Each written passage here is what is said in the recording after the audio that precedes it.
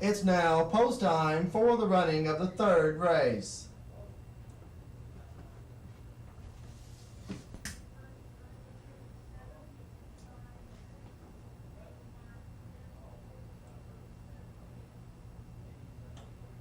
Here comes Richie, and they're off. At the break, it's 7, 4, 8, and 6. In the first turn, 8, 4, 1, and 3. On the backstretch, 8, 1, 3, and 6. In the far turn, 8, 1, 3, and 6.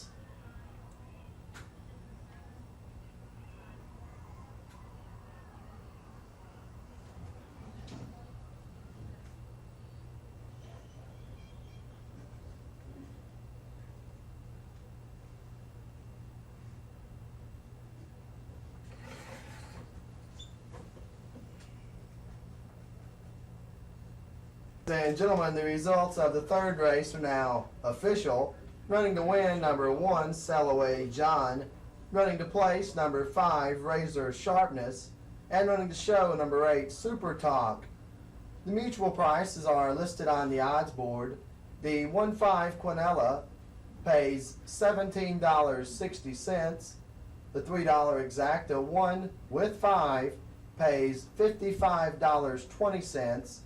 The $2 Trifecta 158 pays $273.60, and the $1 Trifecta 158 pays $136.80.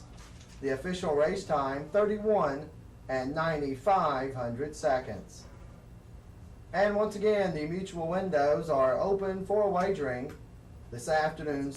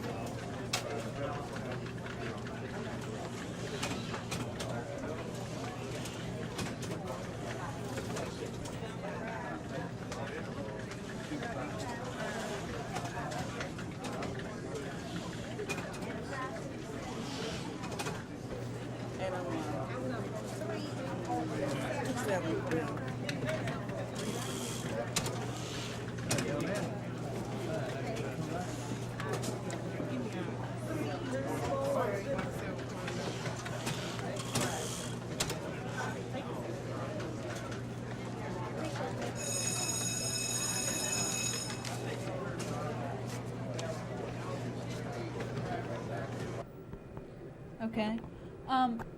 Mr. McGregor, what do you think the impact of the track has been on Macon County? Is it favorable, or what do you think? Yeah, yes, ma'am. It's been very favorable. The impact has been enormous from a financial standpoint. For instance, to this point, we have paid the Racing Commission $4.7 million. That's based on the handle. Also, we've had one charity day, which was in excess of $39,000, which will be distributed among various charities from not just Macon County, but some of the surrounding counties as well. $4.7 million that we've given them so far has been distributed, spelled out in the bill, in the law, where it goes, 51% of which goes to the public education system in the county. That's been for the first 9 months. They received $4.7 million. Also, we employ here at Victorland 600 people. We made a commitment on the front end that we would employ 75% of the people from Macon County. At this point, we have a little better than 77% Macon County is employed. So obviously we've helped reduce unemployment in this county by hiring those 600 people. We have another 250 people that are employed out here that's connected directly with the kennels. So we, as far as total employment at the track, you talk about in excess of 850 people.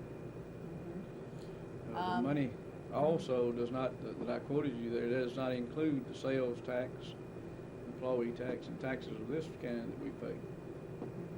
So it's been significant. Also, what do you think about the industry? Do you think it's helped? I mean, you know, you think more things are popping up, obviously, right here on the interstate. Do you think it's helped bring other industry to, not industry, but maybe businesses to Macon County? No question about it. When we started building out here, there was one business at this intersection out here, one service station, and now you have 2 service station convenience store type businesses. The large ones, the intersection, you have a truck plaza, also a restaurant, a very nice lounge, a daycare center, and starting tomorrow there'll be a 136-room hotel being constructed right outside the track entrance. And you have another convenience store that'll be open within the next 2 weeks at the next intersection down here. So it's been tremendous, and I don't know what else will be built, but obviously it's really built up in this area since we got here. Also, a lot of the money is coming into Macon County. It's not actually from Macon County people that are all doing all the betting, of course. It's actually money from other counties. A lot of money from other counties is coming into Macon County, right? That's correct, right. Normally, Monday through Thursday, the bulk of our business comes within a 40-mile radius of where we're sitting right now. And Friday and Saturday, that will extend out, of course, because the people driving in. We have a large number of people that will drive in from various towns and come on a Friday evening. We have quite a few that come Friday matinee, which starts at 3 o'clock. Spend Friday night, go to the Saturday matinee Saturday night, and then go back home on Sunday. And we do a tag count nightly. Our security people do, for 2 reasons: to find out where our customers are coming from, how effective our advertising is, and so we got people coming on the weekend, Lisa, from as far away as Tennessee, Kentucky, Florida, Georgia, North and South Carolina. Of course, anytime you do something like this, you hear good as well as bad, of course, about the track people we've talked to. Right. Some of the allegations we have heard are that some crime is going on here, but your security people cover it up and don't let the local authorities know. Is this true or not, or what's the? That's totally ridiculous. You know, we hadn't had any crime here. We hadn't had any problems here, thank goodness. Okay. You know, that's All right. ridiculous. Okay. One other thing, we've had some calls this week, I have in particular, from tellers who are not happy because their old boss was removed. Is there any reason why you can tell why he was removed, or, if you've heard any disgruntlement about this? They called us saying there could be a possible walkout. That's what they were telling us. No, and if that happened, what would be the result, do you think? Obviously, I don't know who called you, but we hadn't had anything of that nature. I was asked the same question yesterday, and we didn't have any no-shows last night. Everybody was at work except a couple of people that were sick. And you're talking about out of 165 tellers, so Right. Everybody was at work. So obviously that's a rumor or whatever. But we don't have a problem at all. The gentleman that has been mutual manager for some time, is still employed at this track, and he's working in another department, which is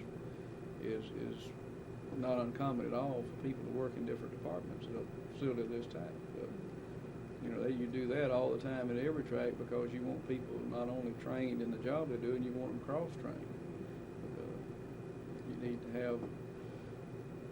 to have yourself in a position if somebody gets hurt or gets sick or whatever, you got to back up for that position, and that's the exact position we want to be in. We want to be about 3 deep in each position in the event that something were to happen to an employee.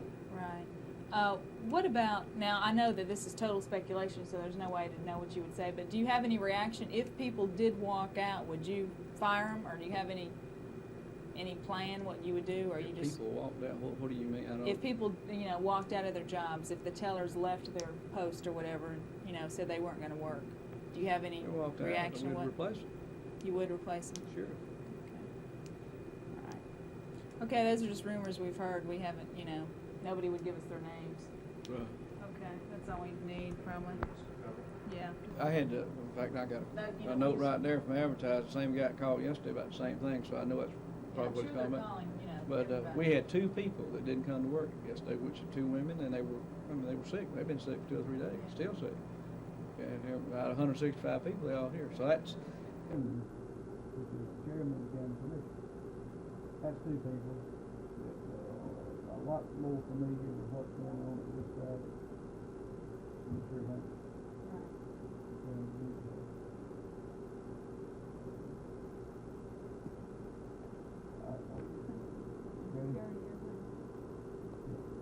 Other than that, my knowledge is that we've been out here. But he did not leave.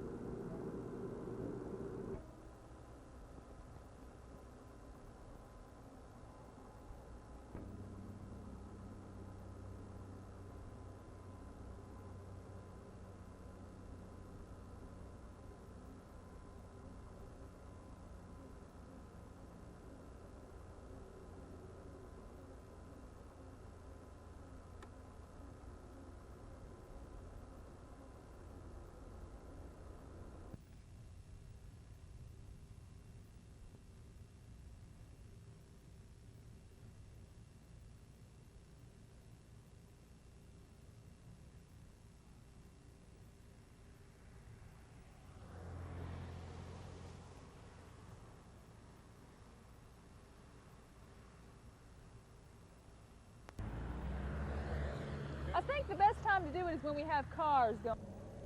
Take 1. Since January 1st, the average attendance at the Macon... forget that. Take 2. Since January 1st, the average attendance at the Macon track has been 4,000 people each day. The average amount bet, or handle as it's called, has been $517,000 each day. The record I screwed that up. The record handle comes 1 more. All right, take 3. Since January 1st, the average attendance at the Macon track has been 4,000 people each day. The average amount bet, or handle as it's called, has been $517,000 each day.